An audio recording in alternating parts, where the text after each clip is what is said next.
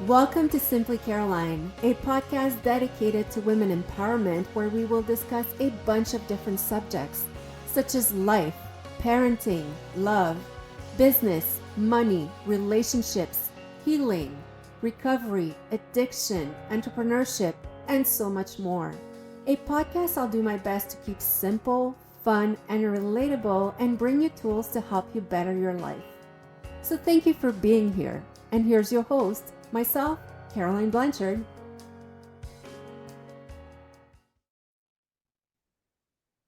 Hello, everyone, and welcome back. Thank you for being with us again this week. I have a special guest today, Chantel Oakley. How are you, Chantel? I'm great. How are you today? Thank you for having me. I'm doing great too. Thank you. And it's a pleasure having you. Thanks for being here. So My today honor. we're going to talk about a subject that I feel is brushed over too easily. We use the term burnout a bit too easily, saying, oh, I think I'm going to have a burnout, or I'm in a burnout, or I had a burnout. But what really is a burnout?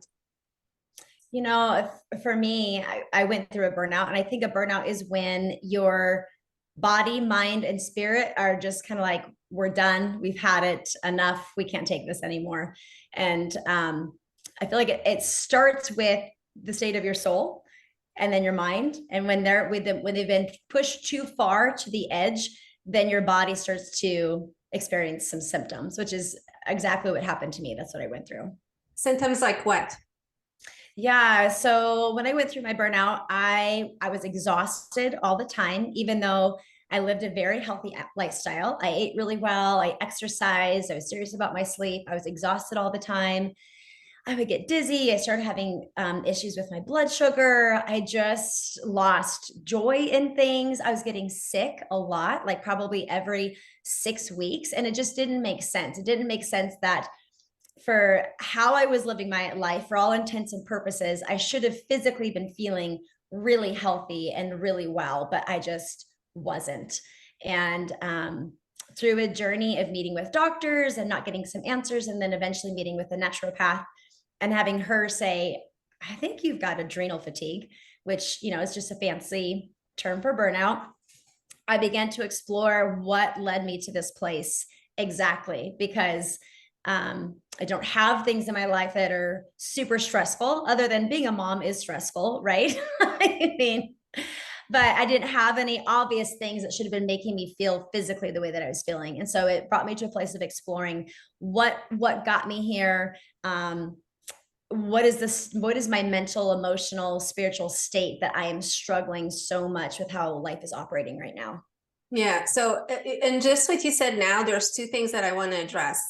Yeah. First, we're going to talk about adrenal glands, because I discovered that not too long ago. And I feel like we don't know about that. We think there's some vitamins that we need to take and, have a healthy lifestyle and everything. But anyway, I'll let you explain that to us. And the other thing is just also to show how powerful the mind is, because like you said, you were doing all the right things to be healthy, but the rest wasn't jiving. And when the rest is not jiving, it can push you to a burnout. And, I really want to encourage anyone who is in a state of like even feeling like, am I having a burnout? Like consult and dig. And I hope after this podcast, like Chantel will help you to show you how to dig into what answers to look for. So let's talk about adrenal glands a little. What are they?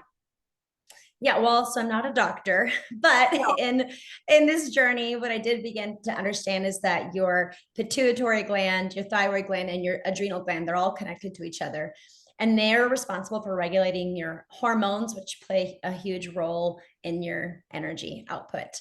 And so and what I will say, when I went through this, I was about 35. I'm going to be 43 now. And so there is a stage of life, as women enter into our 40s and 50s, hormones do start to fluctuate and change, which is just so fun.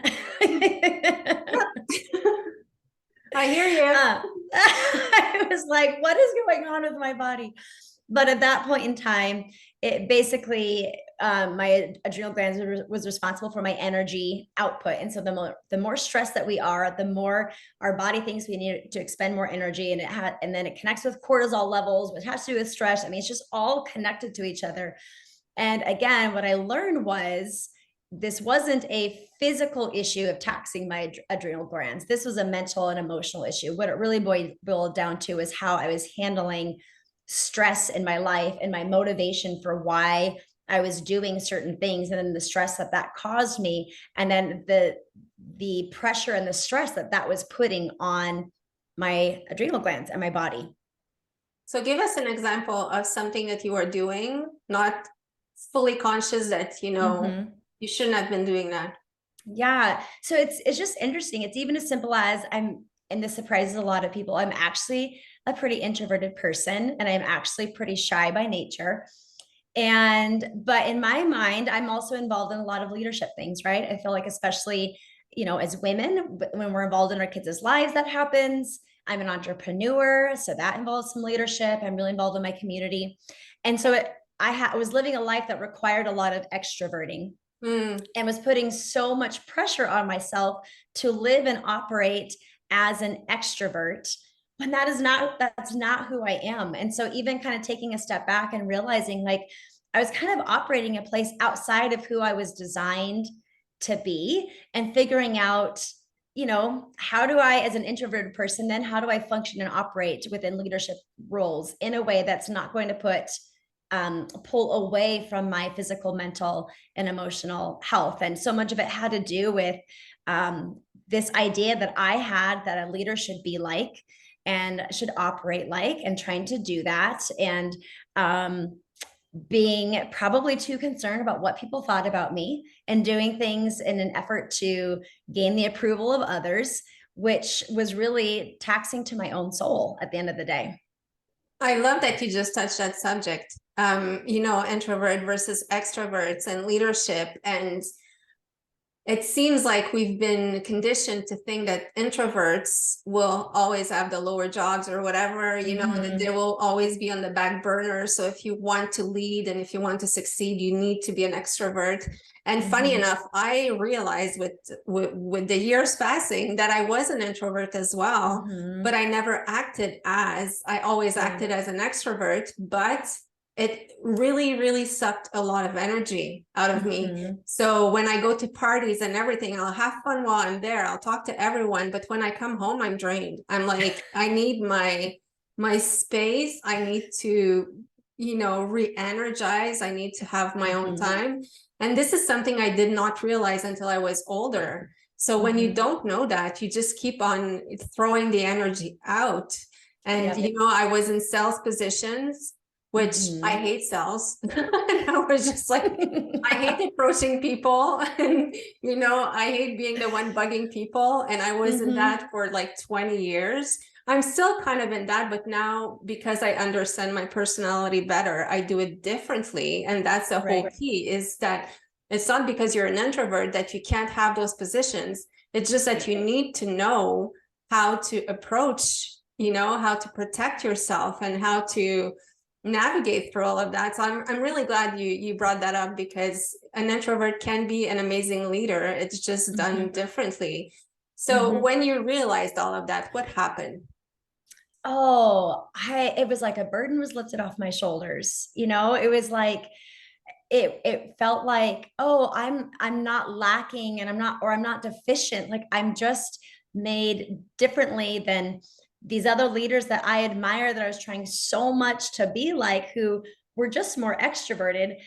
I'm just different. And so I think it actually gave me a lot of freedom, and it gave me permission to try to explore, like, okay, I have these gifts and abilities and these things that I'm good at and that I'm really passionate about.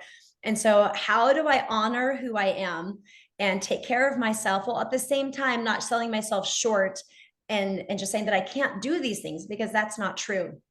And so a lot of it was figuring out, what is it that I need to operate in a healthy place, physically, mentally, and emotionally. And as an introvert, I needed a decent amount of space to have some quiet and to reflect and pull back. And I love to read and I love to journal. I wouldn't say I just love it. I need to read and I need to journal and I need to have time to just have quiet. And so kind of identifying how much time, well, how much time do I actually need then? Knowing that not every week is going to be the same. And then from there, establishing like, what are some, I stopped using the term balance. I think, especially as a working mom, it is impossible to find balance. So I just don't even try anymore.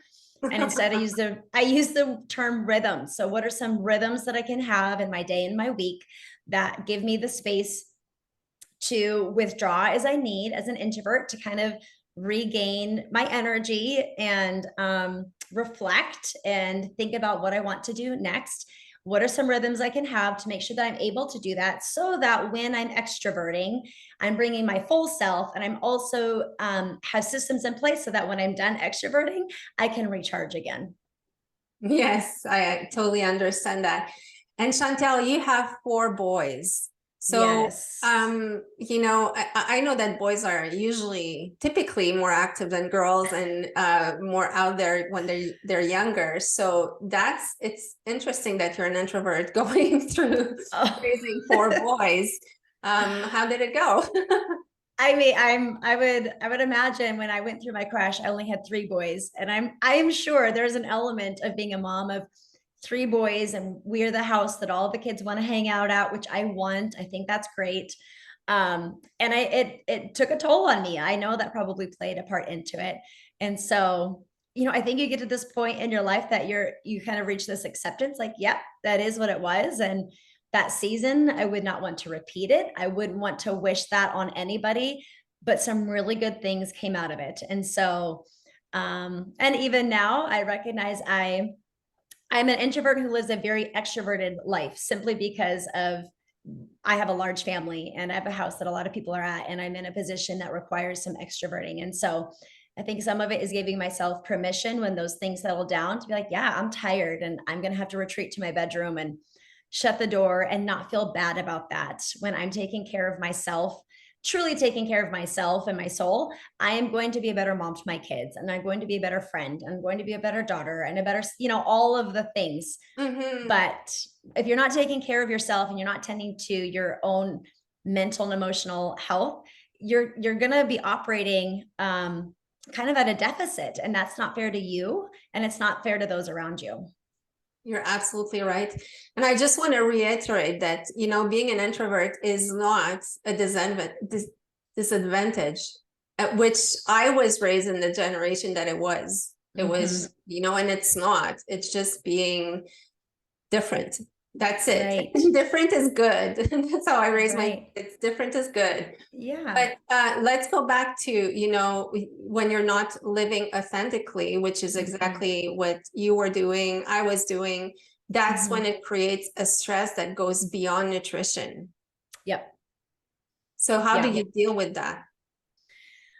I think the first step, until you get to a place where you're even it takes a lot of courage to be honest with yourself that you're even in that place and to have some self-awareness, right? Until you even realize that that's what's going on, it's going to be hard to figure out how to move forward. So, I mean, in all honesty, when I went through this, so much of it was really terrifying because I was having to question all these ways that I've been doing life as a mom and as a wife and as a businesswoman and as a volunteer and leader in the community and as a friend. And so it was scary, but I also knew that what I was doing wasn't working. And so I think having the courage to be able to do some inner work and to really start looking at and reflecting on how are you really doing? Like, what is your baseline right now? And how's that working out for you? Which can be a scary question for a lot of people, but it's a huge first step. And I think until you have the courage to take that first step, it's probably going to be a little bit of a struggle. Yes. And, I like you saying that, like, what's your baseline, but also, when you evaluate where you're at, and I just totally have a blank right here. I was going somewhere with that. So I'll just let you continue. Yeah, no, I think I had to be willing to evaluate where I was at, but then also give myself some permission to dream of what I would like it to look like. I think we can so often feel just stuck in kind of the status quo. And I think there's more there for us. I think that if we're willing to do some hard work and explore, I think that as moms, I think we can be an engaged mom and have a fulfilling job without running ourselves into the ground. Yeah. Right? I think it just takes some hard work and some inner dialogue to kind of figure out like what it is that I need and what is it that I want and what would it look like for me to operate from a place of joy and gratitude and what do I need to get there. Yeah, and it got back to me where I was going, because listening to you, you were still very successful while you were going through. Let's put it this way. Outside, people looking in were like, oh my gosh, she has the life, she's amazing, this. It's you inside that felt like, no, I'm not, it's not jiving anymore.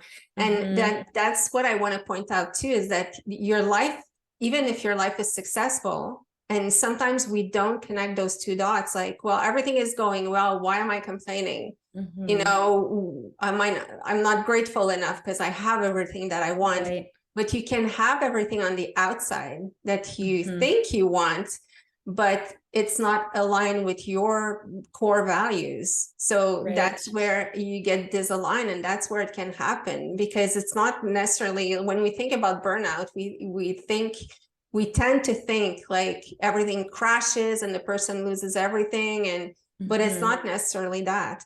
No, I was still functioning. I was working in the fitness industry, and I still had to keep my job. So I was still having to teach classes. And at that point in time, I was teaching 11 classes a week. And if you've been an instructor, that is a lot, and it's a lot on your body. And so I definitely felt like an imposter. I felt like a fake, and I had a lot of shame, because here I was verbally talking about what it looks like to take care of your body. I believed that. It's not like I stopped believing that that's important. People thought that things were, and they were going, my family was doing fine. I just wasn't doing well.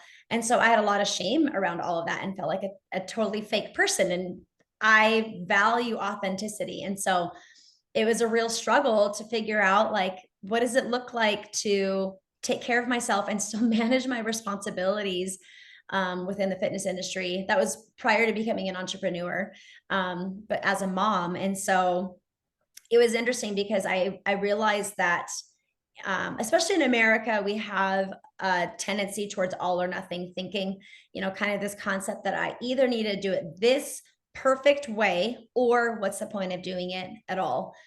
And I was in a position that I couldn't do it probably the ideal way that I would have loved to be able to tend to myself during that season, right? Ideally, it would have been great to just cut out all responsibility and rest as much as I could, right? And have a chef. I couldn't do any of that.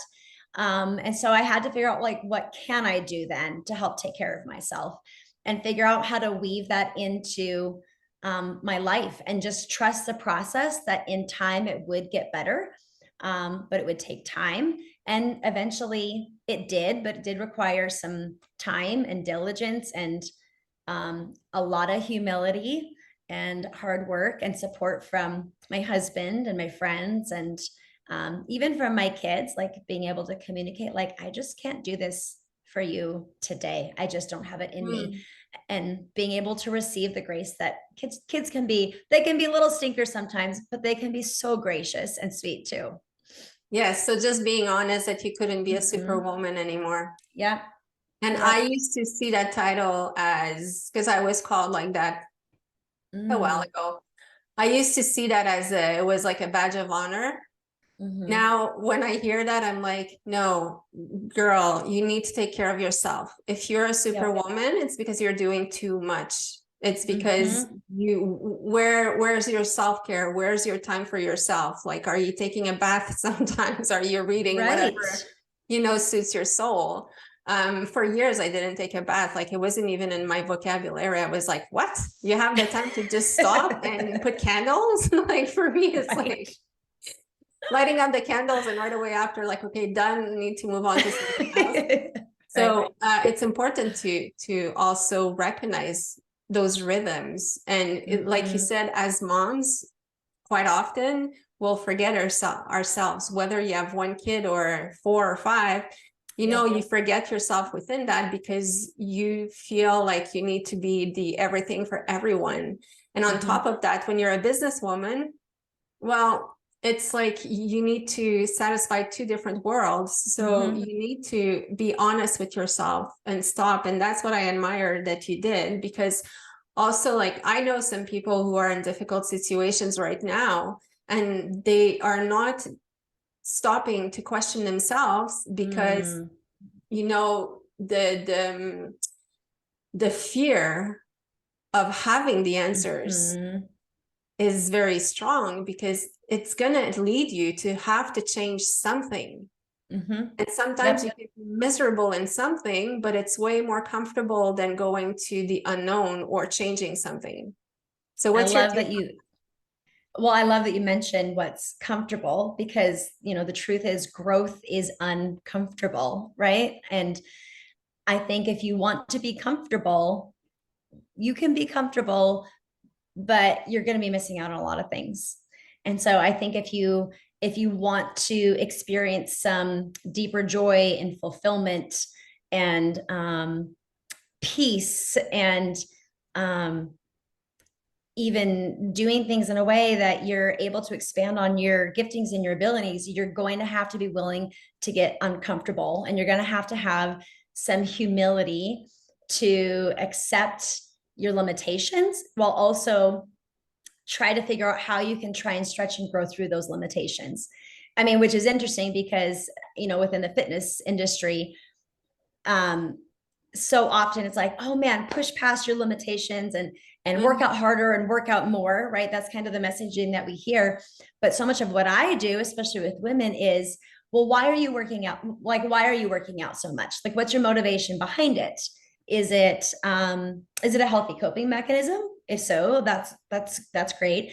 Is it maybe out of some body image issues? Is it like, what is the reason behind it? And for some people, maybe a growth for some people would be to go, I actually want you to work out a little bit less. I want you to pull back, and I want you to focus on rest. And I want you to pull back and check in on the state of your soul. That's what growth might look like for that person. So I think we need to stop defining growth as this linear process of I'm constantly improving to the upward and right as a person, and look at it more as a circumferential process, that I'm simultaneously tending to my body and my mind and my soul. And some days it might be more mind than body, and other days it might be more body than soul, but I'm constantly aware of those things, knowing that it's going to be this up and down journey. And some days it's going to feel great and like I'm really encouraged, and some days it's going to feel like I took 3 steps backwards, but trusting that I'm still growing as a person, and I'm experiencing progress on the journey. Yeah, and some days it's just going to be plain flat, and those days we need to keep on going, because we always want to see something happening, you know. And sometimes when it's not happening, you're like, well, what was the point? And the point is just like, you went through your day, and you know, you can move on to the next one. What I really like about you and your fitness approach is that it's almost like you need to find a different name than fitness, because fitness, we think body exercise. We think exactly like what you just said about, you know, push yourself, lift more, do more. But you really take the whole holistic approach about, you know, the person as a whole. And, you know, I like that you said for some people, it also means like you slow down on the workout. I know some people that are at the gym every single day, and in my mind, I'm not a fitness instructor, but I'm like, that has to not be good for the body at some point, you know? But finding the reason why do you want fitness in your life, and what's your definition of fitness? And I'll let you talk on that, how you take really the holistic approach, like when someone comes and sees you. Yeah. So a lot of times when someone comes to me, I just kind of ask them like, well, where do you want to go? Like, if we weren't to put limits on, no limitations on money, time, any of it, like who do you want to be? Who do you want to be in 20 years? And then what is the role that moving your body plays into that? And what I found is, you know, for so many of us, and this is just part of life. I mean, fitness does serve this aesthetic piece. Like, we want to look healthy and in shape, and we want to feel healthy and shape. But what I have found is it's kind of like this gateway towards growth. And what I try to do is, as people step into fitness, I try to draw lots of parallels between the growth process that they're experiencing on their fitness journey to the growth process that we're experiencing on life, and the resistance and hardship that you face on the fitness journey, and how that can actually teach us how to handle resistance and hardship in life and develop resilience. And I make it more about just the journey of growth in general. And am a pretty big proponent of listen to your body, because financially it would benefit me just to get people to feel like they need to do my programs, right, and train with me all the time. That would benefit me more financially, but I, in good conscience, I can't do that. We've lost the ability to listen to our bodies and to what our body and our soul actually needs. And so I've literally had conversations with clients where, they'll reach out to me and sometimes I tell people, I feel like a Catholic priest at confessional. Like, I get all of people's confessions on like their eating habits and their exercise habits, right? So they'll reach out to me and be like, oh, I didn't do my workout yesterday. I was just super tired. And I just went for a walk instead. And 100% of the time, my response is, that's awesome. You listen to your body. If you're feeling that exhausted, that is your body trying to tell you something, and you need to listen to it and you need to take care of it. And if doing a walk was what you needed, then you need to do a walk, and that's okay. Just giving ourselves permission to not operate in this place of guilt and shame as far as why we do the things that we do. Yeah, so I'll ask you a question here, because that has been and is still sometimes my interior debate. The fine line between discipline and laziness and listening to yourself. It's like sometimes you need to be disciplined and do it anyway. Sometimes you need to listen to yourself and do it. So how do you define that line? Oh, and I struggle with that myself, right? And I'm, excuse me, I drank my water and it like went down the wrong way. It's okay. Gosh, I struggle with that myself. And I've been through a breakdown, and I am in fitness. This is what I do for a job. And I think number one, just normalizing and accepting the fact that we're human and we're not going to be firing on all 8 cylinders every day. So that's the first piece. And then I think a lot of times, if I'm not feeling it, if I'm like, ugh, which I will say, I've been in a funk, like a fitness, even my personal workouts, it hasn't been bringing the same excitement that maybe it once did. And kind of taking a step back and asking myself, like, well, why? Sometimes it might be that I need to mix something up. Maybe I've been doing the same thing for too long, right? Sometimes I just need to freshen things up. So it could be that. A lot of times it's because I've got some mental stress. So I'll ask myself, like, what is it that I'm feeling stressed about? Identifying it. And if I need to seek out help and support, doing that. Maybe it's because my life is just really full and my schedule's fuller than normal. And so what do I got to do to make that work? So I think the first thing is like identifying, where is my exhaustion and my lack of motivation coming from? Just having an understanding and then receiving some empathy for it, that we're human beings, right? And we're not super women, and that's okay. And then I think the second piece is, what I will say is that when I'm in that place and I choose to move my body in some way, I always feel better afterwards. It doesn't mean that I have to go and do this super intense HIIT workout or go lift really hard. Lately, I've been walking a lot. I used to run a lot, and running doesn't feel great on my body anymore. And so instead, I opt for these long walks and I listen to podcasts, and I feel amazing afterwards. And so I think remembering that moving does help. It's a natural mood booster, right? It increases our endorphins, it increases our serotonin levels. And so then figuring out, what's a way that my body can handle movement today. Obviously, if you have certain goals you're trying to reach, maybe for health purposes, if you're trying to lose some weight, or if you're training for a certain run or something like that, that's a little bit different. You might need to kind of buckle down and get to your training if you have these specific goals. But if you're just talking living life and taking care of yourself and being active, I'm a huge proponent of listen to your body and do what you can. And I'm always telling people, like, something's better than nothing. So just do something. Awesome. Awesome. And recognize that you're doing it for yourself. Yep. Yes. Yeah. Well, Chantel, how can people reach you? Yeah, so you can find me on Instagram, just my name, Chantel Oakley, or I have a website, chanteloakley.com. Those are probably the two easiest ways to get a hold of me. Yes, and Chantel is a fitness coach, not necessarily just a fitness instructor. And I really want to put an emphasis on that because, it's different. It's different. You're not just going to get a program that you need to do 5 times a week. It's a holistic approach. And I really love your approach of, and it's very designed specifically more for women, I assume. I would say so. I've trained some men. I think men can benefit from this too. Women, definitely. And as a mom, I just know the struggles that we as women, especially in this stage of life, have. Even if you don't have kids, I think we all have these similar struggles and pressures that we feel from society and then pressure we feel on ourselves. Yes, I feel like since we're little girls, there's something unspoken that we're supposed to be.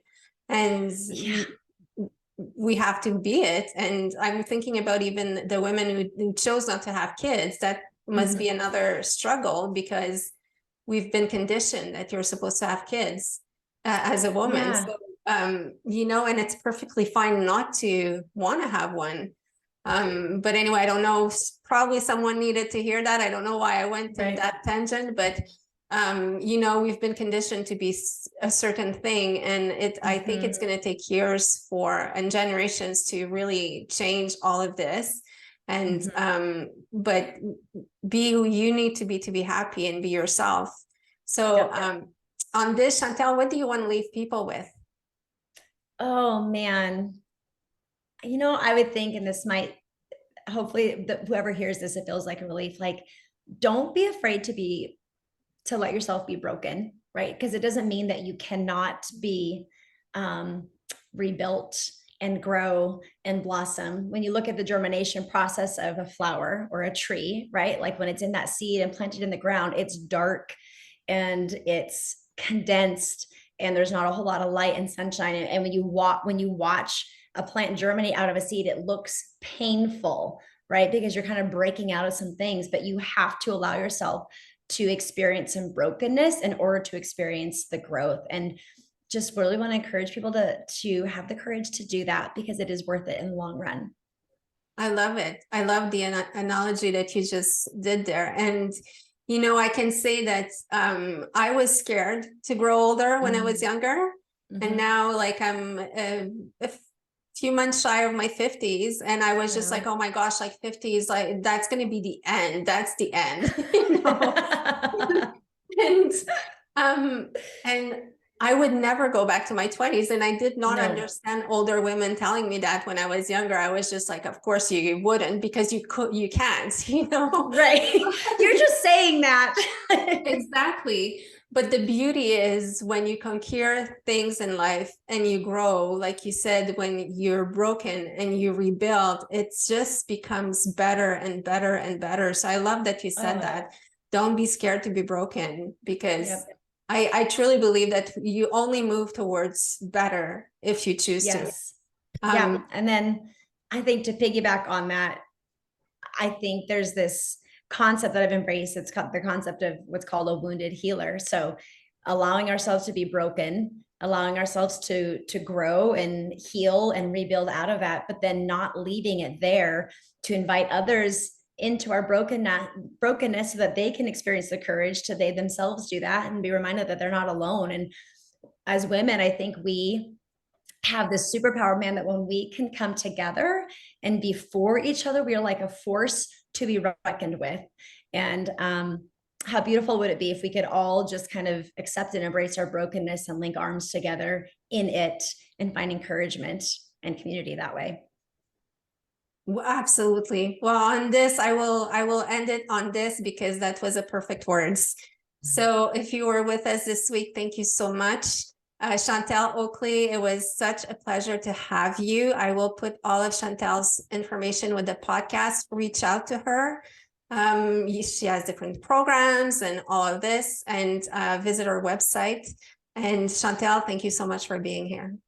Thank you for having me. Have a wonderful rest of your day. You too.